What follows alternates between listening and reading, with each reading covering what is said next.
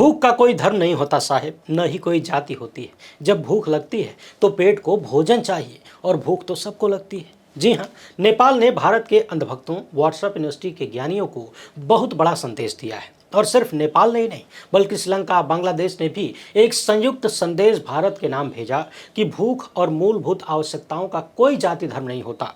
श्रीलंका में सरकार के खिलाफ बगावत हुई, तख्तापलट हुआ। यहाँ पर बहुसंख्यक आबादी बुद्धिस्टों की है। बांग्लादेश में तख्तापलट हुआ, हसीना को भागना पड़ा, यहाँ बहुसंख्यक आबादी मुसलमानों की है। और नेपाल में भी तख्तापलट हो गया, सेना के कब्जे में देश आ चुका है। प्रधानमंत्री, राष्ट्रपति सब ने इस्तीफा दे दिया। वित्त मंत्री को सड़कों पर घसीट घसीट के पीटा गया। पूर्व पीएम की पत्नी को जिंदा जला दिया, जबकि ये हिंदू बहुल राष्ट्र है। यानी एक जगह बहुसंख्यक आबादी बुद्धों की, जो कि सबसे शांतिप्रिय माने जाते हैं, दूसरी जगह बहुसंख्यक आबादी मुसलमानों की, और तीसरी जगह बहुसंख्यक आबादी हिंदुओं की। मगर जब बात पापी पेट की आई तो तीनों अपना धर्म भूल गए। ये संदेश है भारत के हुक्मरानों के लिए कि बहुत दिनों तक जाति और धर्म के नाम पर टोपी पहना के सत्ता का आनंद नहीं लिया जा सकता, सेठों की तिजोरी नहीं भरी जा सकती। आज हम विस्तार से इसी मामले पर बात करेंगे कि भूख का कोई धर्म नहीं होता साहिब। आज सबसे बड़ा सवाल यह है कि क्या भारत के चारों तरफ पड़ोस में जो हो रहा है वो भारत में भी हो सकता है? तो हम समझेंगे कि पड़ोस में जो हुआ उसके पीछे का कारण क्या क्या था। जो हाल नेपाल का था वही हाल भारत का भी है। माफ करिएगा, भारत का नहीं, भारत की सरकार का और सरकार में बैठे प्रधानमंत्री नरेंद्र मोदी का। पेंडुलम गिरी। समझने वाली बात यह है कि नेपाल जैसे देशों में भी सरकार मनमानी हो गई थी, जनता की बात नहीं सुनना आदत बन चुकी थी, ऐंठ में रहते थे। और यहाँ अपने यहाँ तो 11 साल का रिकॉर्ड ही यही है। अच्छा, क्या आपको पता है कि जनता की बात नहीं सुनने के बाद यानी जनता को कुचलने और वोट चोरी के बीच संबंध क्या है? नहीं पता है तो इस वीडियो को आखिर तक देखिए, पता चल जाएगा। और नेपाल से सटे बिहार में पिछले 2 दिनों में जो कुछ हुआ है वो भी कम चिंताजनक नहीं है। उधर फ्रांस में भी लाखों लोग सड़क पर उतर गए हैं सरकार के खिलाफ। और सबसे महत्वपूर्ण बात यह कि नेपाल ने भारत के नफरती चिंटुओं को बहुत बड़ा संदेश दे दिया है। नेपाल के युवाओं ने भारत में हिंदू मुसलमान करने वाले और हिंदू राष्ट्र के नाम पर आग लगाने वालों को भी बहुत बड़ी चेतावनी दे दी है। इन सभी मसलों पर एकदम आसान भाषा में उदाहरण सहित बात करेंगे।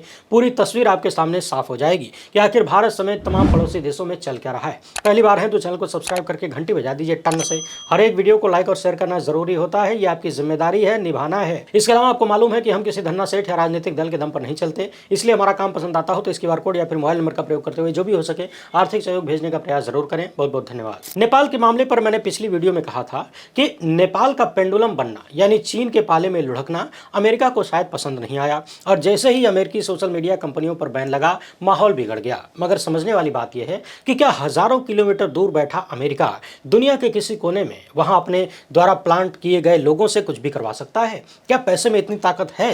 हालांकि पैसे में ताकत तो बहुत है, इससे इनकार नहीं किया जा सकता, मगर क्या पैसे में इतनी ताकत है कि किसी देश की जनता को सड़क पर उतार दिया जाए, वो भी लाखों की संख्या में? बिना चेहरे के लोग संसद को फूंक दें, पूर्व पीएम की पत्नी को जिंदा जला दें। आपको याद होगा पिछले दिनों राहुल गांधी ने एक प्रेस कॉन्फ्रेंस में कहा था विदेश में कि नरेंद्र मोदी के लोगों ने पूरे देश में यानी पूरे हिंदुस्तान में केरोसिन छिड़क दिया है, सिर्फ एक माचिस लगेगी और आग लग जाएगी। वैसे तो उन्होंने ये बात धार्मिक कट्टरता और हिंदू मुसलमान के मुद्दे पर कहा था, जो कि बीजेपी और उसके नेताओं का सबसे बड़ा हासिल है आज तक का। मगर समझने वाली बात यह है कि भारत में केरोसिन सिर्फ धर्म के नाम पर नहीं छिड़का गया है, और भी बहुत सारी चीजें हैं जिन्हें सिर्फ एक बार माचिस मिलने की जरूरत है। मैं आपको याद दिला रहा हूं, ध्यान से सुनिए और पुरानी घटनाओं को सुनने से पहले बिहार की ताजा हालात को देख लीजिए।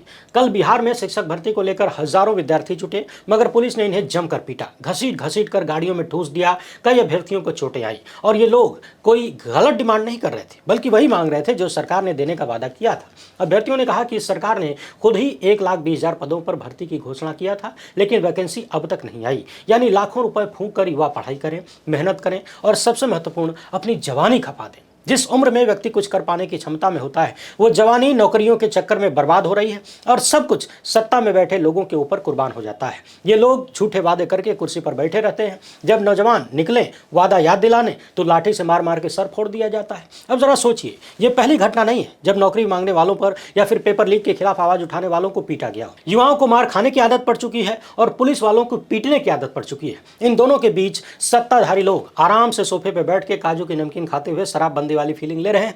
उन्हें कोई फर्क नहीं पड़ता कि गरीब परिवारों से आने वाले नौजवान किन परिस्थितियों में जी रहे हैं, उनके परिवारों के क्या हाल है, उनकी उम्मीदों और उनके सपनों को किस तरीके से अधिकारी वर्ग और सत्ता में बैठे लोग कुचल रहे हैं। उधर बिहार के पटना में ही ढेर सारे संविदा कर्मी भी परेशान हैं। कह रहे हैं कि सरकार ने 10,000 नौकरी देने का प्रचार कर लिया और अब हमें काम से निकाल दिया।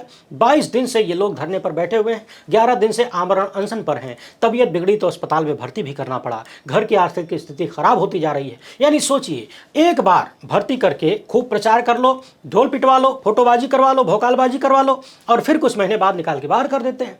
सोचिए, ये लोग 22 दिन से धरने पर बैठे हुए हैं, 11 दिन से आमरण अनशन पर हैं, यानी चुपचाप बैठे हैं, तो कोई सुनने वाला नहीं।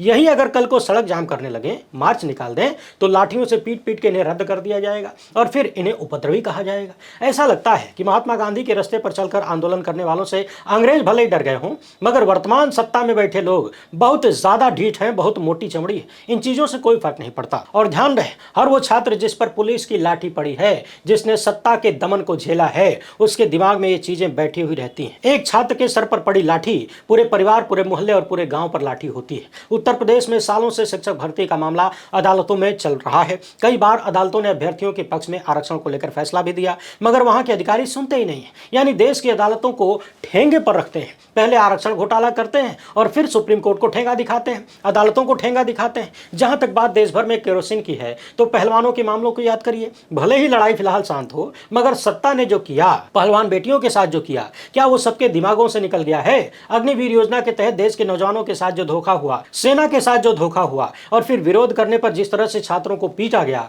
क्या वो सब भूल गए हैं? क्या देश के करोड़ों किसानों के साथ मोदी सत्ता ने जो किया वो किसी को याद नहीं है? लोग भले ही आज अपने अपने घरों में चले गए हैं, मगर याद तो सबको है कि किस तरीके से 700 से ज्यादा किसान मर गए और विश्वगुरु को छींक तक नहीं आई। जब तक चुनाव नहीं आया तब तक माफी मांगने का मन भी नहीं हुआ।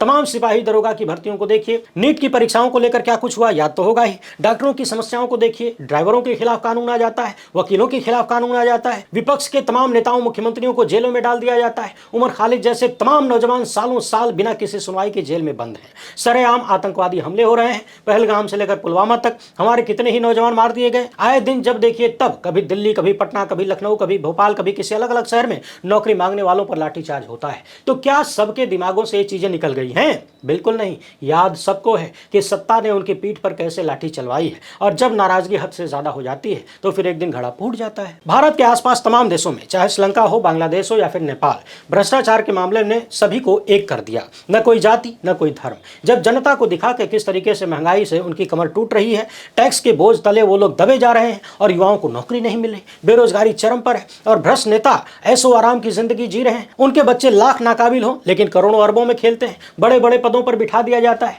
नेपाल की ही बात करें तो चाहे वहां पे पहले वाले प्रचंड हो या फिर अभी जो थे ओली, इन दोनों ही परिवारों को हम देखें और आसपास के लोगों को देखिए तो सब बड़े बड़े पदों पर अच्छी जिंदगी जी रहे थे। जबकि जिस जनता के टैक्स के दम पर जी रहे हैं वो जनता बदहाल है। वही हाल भारत में भी है। खुद प्रधानमंत्री मानते हैं कि 85 करोड़ लोग 5 किलो राशन के भरोसे जिंदा हैं। 5 किलो राशन यानी 100-150 रुपया। आप सोचिए कि जिस देश की 85 करोड़ आबादी 150 रुपए के लिए, यानी 150 रुपए के राशन के लिए लाइन लगाने के लिए तैयार हो, वहां गरीबी का आलम क्या होगा। हाल ही में रिपोर्ट आई थी कि 100 करोड़ भारतीयों के पास पैसा नहीं है खर्च करने के लिए, यानी वो इच्छा ही नहीं पालते क्योंकि है ही नहीं।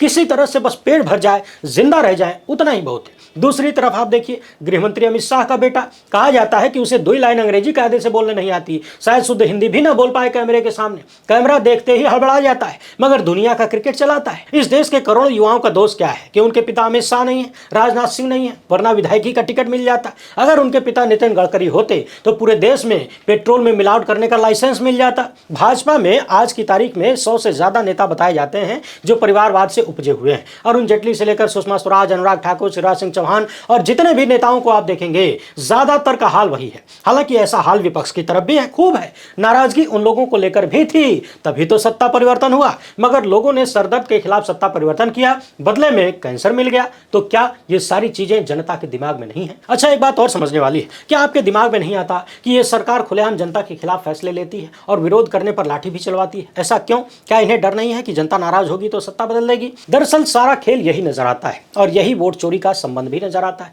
यदि ऐसा कोई भरोसा सत्ताधारियों के पास नहीं होता कि चुनाव तो जीते जाएंगे, तो क्या वो जनता के खिलाफ कोई एक्शन लेते? क्या ये लोग सरेआम अग्निवीर जैसी योजना लाते, किसानों के खिलाफ काम करते, युवाओं को इस तरीके से परेशान करते और महिलाओं के खिलाफ इनकी नीतियां नजर आती? क्या बलात्कारियों को आए दिन जेलों से बाहर करते? नहीं करते। जाहिर सी बात है, जिसे जनता से कुछ लेना देना नहीं है, यानी जिनके वोट के भरोसे के दम पर नहीं है, उनके आगे क्यों झुकेंगे? उन्हें तो दबाएंगे, लाठी मारेंगे और सेठ को लाभ पहुंचाएंगे। धन्ना सेठों के लिए काम करने के आरोप बांग्लादेश से लेकर श्रीलंका, नेपाल, हर जगह सरकारों पर लग रहा था और जब नाराजगी का घड़ा फूटा तो वित्त मंत्री को सड़क पर घसीट लिया गया। समझने वाली बात यह है कि भारत की आज की सत्ता न सिर्फ ढीठ है बल्कि बेशर्म भी है, परम बेशर्मी के साथ काम करती है। देश में चाहे कुछ भी हो जाए, किसान आंदोलन में 700 से ज्यादा किसान मर जाएं, पुलवामा में 40 जवान शहीद हो जाएं, पहलगाम में 26 लोग मार दिए जाएं, उरी की घटना हो, पठानकोट हो, 2 साल तक मणिपुर जलता रहे, सैकड़ों लोग मार दिए जाएं, महिलाओं को नंगा घुमाया जाए, एनआरसी में लोग मार दिए जाएं, जिंदगियां तबाह हो जाएं, सालों साल जेल में सड़ते रहे, मगर इस्तीफा किसी का नहीं होगा। कोई जिम्मेदारी नहीं, कोई जवाबदेही नहीं, कोई शर्म नहीं, कोई हया नहीं। तो क्या ये चीजें देश की जनता नहीं देख पा रही है? नेपाल में जब कुछ प्रदर्शनकारियों की मौत हुई तो वहां के नेता इस्तीफा देना शुरू कर दिए, मगर यहां 2 साल तक मणिपुर जलता रहा। न गृह मंत्री न प्रधानमंत्री किसी ने इस्तीफा नहीं दिया, और इस्तीफा तो छोड़िए, प्रधानमंत्री आज तक मणिपुर गए ही नहीं। क्या देश की जनता ये नहीं देख रही है? तो समझ लीजिए कि सब लोग सब कुछ देख रहे हैं। लोग ये भी देख रहे हैं कि किस तरीके से प्रधानमंत्री नरेंद्र मोदी ने भारत को पेंडुलम बना दिया है। वैश्विक स्तर पर भारत की साख गिरा दी है। कभी अमेरिका तो कभी चीन के पाले में गिरते हुए नजर आते हैं। इन्हीं चीजों को लेकर नेपाल में भी युवा नाराज थे। कहा जाता है कि नेपाल की यह विदेश नीति बन गई थी कि वहां का प्रधानमंत्री पहले भारत जाएगा कि चीन। सबको अपनी साख प्यारी होती है, कोई किसी की गोद में खेलना नहीं चाहता और एक देश के रूप में सब संप्रभुता से जीना चाहते हैं। नेपाल कभी भारत तो कभी चीन की तरफ झुकता हुआ नजर आता था, यानी उनके प्रधानमंत्री। इन चीजों को लेकर भी नाराजगी थी। वही सवाल भारत के सामने भी है, कभी चीन कभी अमेरिका। अमित शाह ने कहा था कि 50 साल राज करेंगे। ठीक है, करिए, कौन रोकता है? यदि आपको भरोसा है तो करिए, मगर वेलफेयर के साथ करिए। 2-4 सेठों को पूरा देश सौंप कर और 100 करोड़ के पास जिंदा रहने की भी चीजें न हो तो मुश्किल तो होगी। और ध्यान रखिएगा, ऐसा नहीं है कि बीजेपी आरएसएस वालों को इन चीजों की जानकारी नहीं, इन्हें सब पता है कि देश कितने संकट में है, मगर आरएसएस ने कबूतर की तरह आंख मूंद लिया है। पिछले दिनों हमने आपको भाजपा के ही वरिष्ठ नेता डॉक्टर मुरली मनोहर जोशी के वक्तव्यों के बारे में बताया था कि उन्होंने दिल्ली में एक कार्यक्रम में देश में आर्थिक असमानता को लेकर बहुत कुछ कहा, यानी मोदी सत्ता की पोल खोल दी। तो एक बात पक्की है कि सत्ता में बैठे लोगों को मालूम सब कुछ है कि देश के हालात कितने खराब होते जा रहे हैं, और यदि खराब हालात की जानकारी न होती तो जीएसटी में यह सुधार न होता। हालांकि इसका कितना लाभ जनता को मिलेगा वो आने वाले वक्त में पता चलेगा, मगर आप जानते हैं हमारे विश्वगुरु एकदम आखिरी हद पर जाके पलटी मारते हैं जनता के हक में, चाहे बात किसानों की हो या फिर अभी जीएसटी की हो। तो मालूम सबको है कि हालत खराब है। अच्छा, एक चीज और याद दिला दें, अमेरिका ने भारत पर 50% टैरिफ लगाया, त्राहिमाम मचा हुआ है, लाखों लोगों के रोजगार पर संकट है। दक्षिण भारत की टेक्सटाइल कंपनियों को भयंकर नुकसान बताया जा रहा है, डिमांड खत्म होती जा रही है, यानी संकट बड़ा है। इसी तरह से अमेरिका ने ब्राजील पर भी 50% टैरिफ लगाया है, यानी जितना टैरिफ ब्राजील पर उतना भारत पर।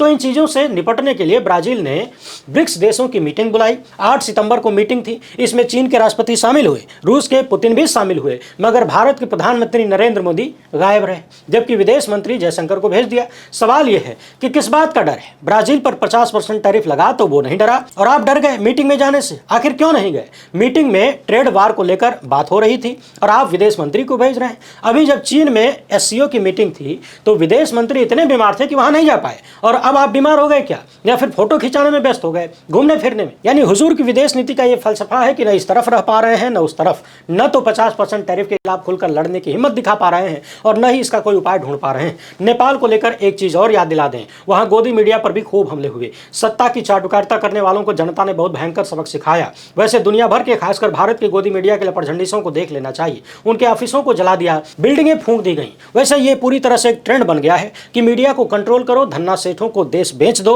और जनता को टैक्स के बोझ तले दबा दो। कोई विरोध करे, हक मांगे तो लाठी मार दो। उधर नेपाल के बाद अब फ्रांस में भी सरकार के खिलाफ जोरदार प्रदर्शन सामने आया है। 1 लाख से ज्यादा लोग सड़कों पर उतर गए, 30 जगहों पर प्रदर्शन हुए, 80,000 पुलिसकर्मी तैनात करने पड़े, लोगों की गिरफ्तारियां हो रही हैं, लोग राष्ट्रपति का इस्तीफा मांग रहे हैं, आगजनी हो रही है, तोड़फोड़ हो रही है। जानते हैं क्यों? क्योंकि सरकार ने कल्याणकारी योजनाओं के बजट में कटौती कर दी और यहाँ हम लोग तो तो चर्चा भी नहीं करते कि क्या हो रहा है। यानी आम जनता को जो लाभ मिलता था उसमें कटौती कर दी। अब आप भारत को याद करिए, आए थे 30 रुपया 35 रुपया डीजल पेट्रोल बेचने का वादा लेकर, उल्टे जो 60-65 का मिलता था उसमें 30-35 जोड़ दिया। आज भी कई जगहों पर 100 के पार पेट्रोल बिकता है, वो भी मिलावट वाला 20% एथेनॉल मिला के। और एथेनॉल मिला के कमाता कौन है? भाजपा नेता का बेटवा। और सबसे महत्वपूर्ण बात यह है कि नेपाल ने भारत के अंधभक्तों को, नफरती चिंटुओं को सबक दे दिया। नेपाल की 80% आबादी हिंदू है। हाल फिलहाल में नेपाल को हिंदू राष्ट्र बनाने की बहुत सारी बातें सामने आई। कुछ धार्मिक संगठनों, राजनीतिक दलों ने इस तरह की मांग उठाया, मगर समझने वाली बात यह है कि हिंदू राष्ट्र मांगने के बावजूद बड़ा मुद्दा क्या निकला?